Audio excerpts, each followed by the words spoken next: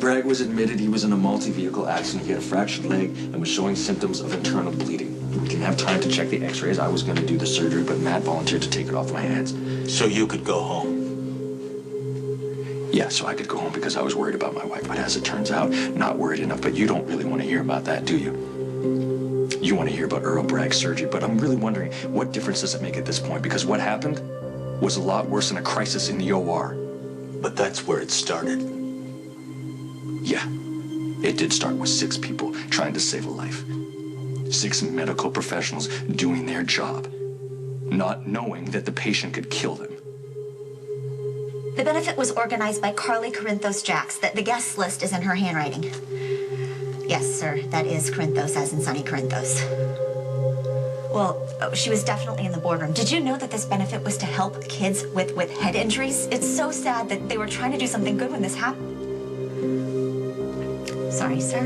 Yes, I'm going to forward that to you now. Well, Carly Corinthos Jax is one of the few that we can absolutely confirm. Hello again. Fine night coffee shop I told you about. Yeah, it was fine. Everybody kept talking about a better one that burned down a few weeks ago. Yes, this one that was owned by Sonny Corinthos. Great espresso, a little mobbed up. Are you serious? Yeah. Yeah, Port Charles can get a little dicey, but it's a nice town overall. Yeah, well, we'll see if I end up here. Just turned in all my paperwork to HR. Yeah? Need me to put in a good word for you? Because you know so much about my skills and experiences as an x-ray tech, yeah. I pride myself on being a good judge of character. So do I. I'm obviously not the first woman you've ever hit on in an elevator. Did you want to be the last?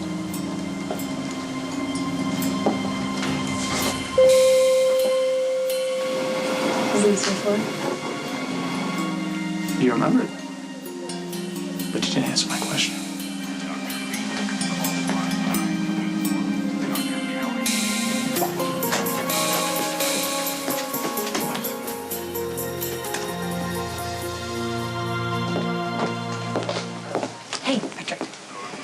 Hey, yeah, Michael's benefit. Listen, I'm not gonna be able to make it, but I'm definitely gonna send a check. Great, thanks. Robin's coming. Since when?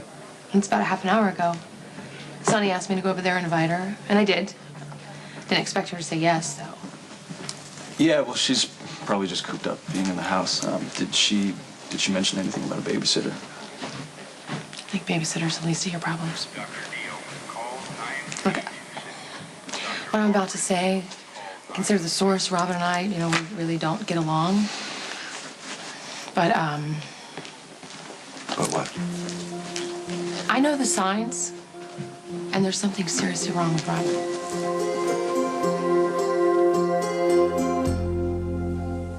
When I showed up at your house today, Emma was crying. Who knows for how long? She was in the nursery. Anything could have been happening. Robin kept making up excuses not to go in and check on her.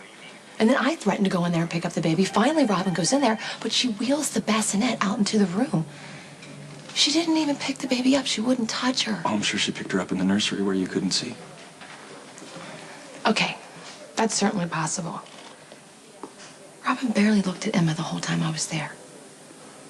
Even when I picked her up, she was focused on me, not the baby. Then I brought up things that I knew would annoy Robin, like sticking little bows in Emma's hair. Robin would hate that. Yeah, and you know what? She had no response at all. She said nothing. Maybe she didn't want to argue with you. Or maybe she has postpartum depression. One of my first symptoms with Michael was I couldn't even touch him. I was so overwhelmed, and that's just how Robin is right now.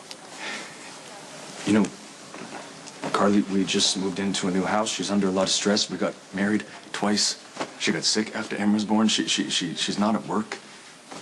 And if you're rattling off excuses this easily, it means you're worried too. Hey, Robin thinks I'm a terrible mother. If I had postpartum depression, she can't have it. I understand, Carly, that you guys don't really like each other, but... Patrick, if I hadn't shown up at your house, your daughter could still be crying.